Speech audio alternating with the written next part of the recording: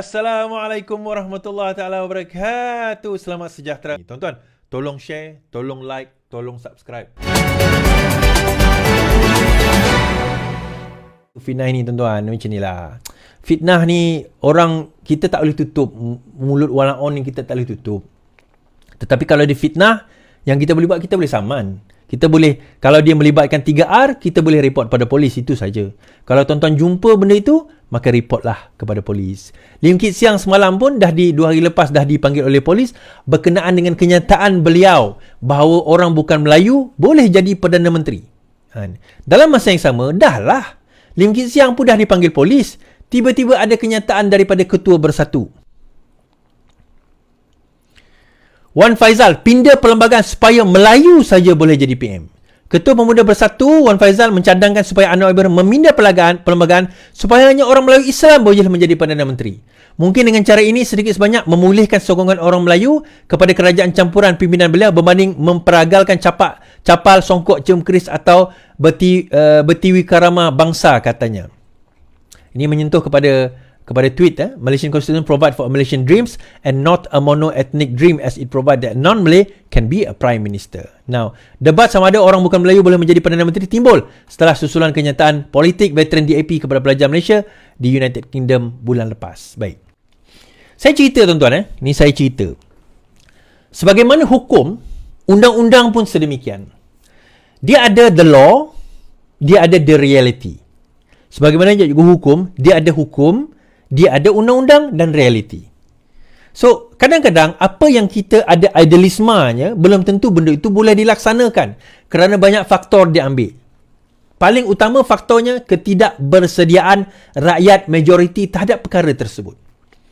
Begitu juga dalam hukum kita kata, contoh saya katakan, apakah boleh orang bukan Islam secara hukumnya menggunakan kalimah Allah? Secara hukumnya boleh. Tak ada masalah pun. Tetapi secara undang-undangnya di dalam Malaysia tak boleh. Kerana ada undang-undang. Tu saya kata hukum satu perkara, undang-undang satu perkara. So jangan keliru. Sama juga dengan perkara orang bukan Melayu menjadi Perdana Menteri.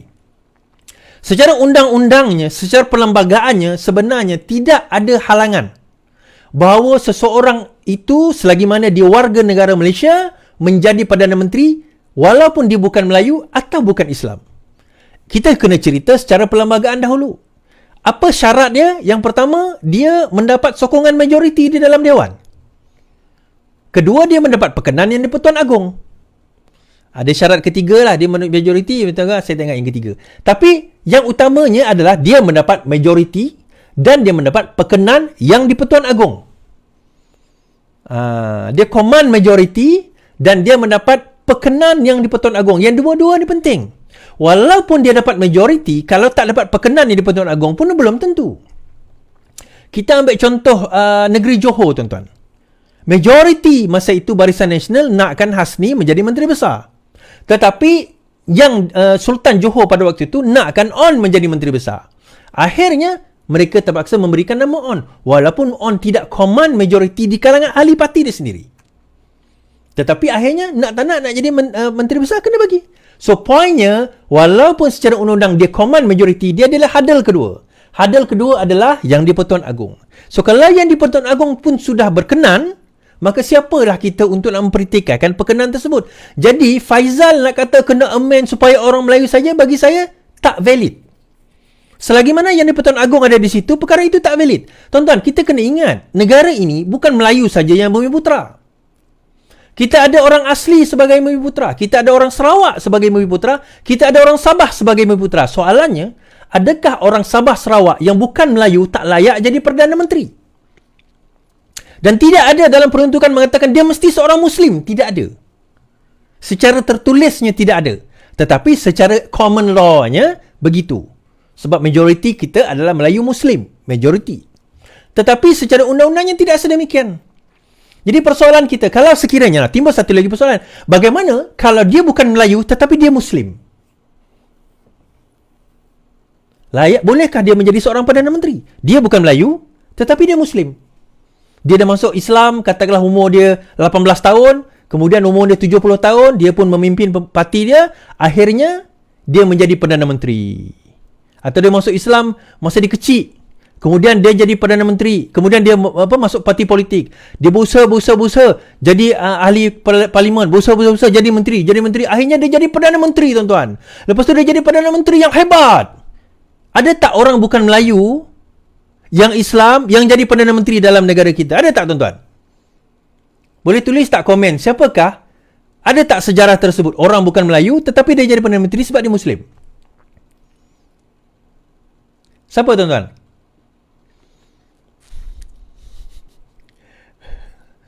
Kan? So akhirnya kita kata, so persoalan Melayu bukan, dia kembali kepada prinsip dia. Prinsip dia adalah, yang pertama, adakah dia command majority? Prinsip yang kedua adalah, adakah dia mendapat perkenan yang di Pertuan Agong? Itu prinsipnya. Kalau kedua-dua prinsip ini dipenuhi, bangsa atau agama dia irrelevant di dalam perlembagaan. Ini saya sebut perlembagaan, tuan-tuan. So bila dia kata kita kena ubah Melayu saja jadi Perdana Menteri, soalannya Sabah dan Sarawak akan tersinggung. So bagaimana dengan rakyat Sabah dan rakyat Sarawak? Adakah rakyat Sabah dan Sarawak yang bukan Melayu itu tidak layak untuk jadi Perdana Menteri? Atau kan? Kita dah puluhan tahun Perdana Menteri kita pernah bukan Melayu. Dia Islam tapi bukan Melayu. Di Sarawak, Ketua Menteri kami Islam tapi bukan Melayu. Siapa, tuan-tuan? Taib Mahmud. Tapi Sarawak ni unik lah. Sarawak ni kita tak kisah sebenarnya. Orang bukan Islam pun pernah jadi Ketua Menteri Sarawak. Kalong Ningkan, kita ada beberapa orang yang pernah jadi Ketua Menteri Sarawak. Bukan Islam, bukan Melayu, Iban. Kita tak ada isu. Tetapi yang isu ni, bila ni golongan ini bawa. Now, dalam masa yang sama, kita tegur juga Lim Kit Siang. Dia secara prinsipnya betul. Tetapi perkara ini kita tahu you are playing with fire lah. Lim Kit Siang. Kita pun faham Lim Kit Siang dulu idealist. Kita faham. So, jangan kita marakkan api. Jangan kita bagi reason untuk dia orang bakar lagi lah. Itu saja. So, harap kita faham perkara ini. Sebenarnya tak ada halangan, tak ada masalah pun. Dan seperti mana yang saya sebut tadi tu, ini baru Bian sebut.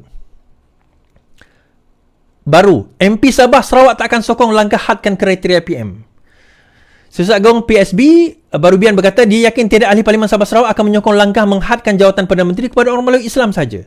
Adun berkelalan itu turut melahirkan rasa kecewa dengan kenyataan ahli Parlimen Macang, Wan Ahmad Faizal, Wan Ahmad Kamal kerana membuat cadangan berkenaan.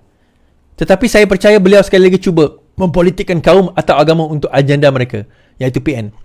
Malangnya ramai yang terjumus ke dalam falasi ini. Itu saya kata, tuan-tuan. Bagi saya yang paling penting sebenarnya kompetensi.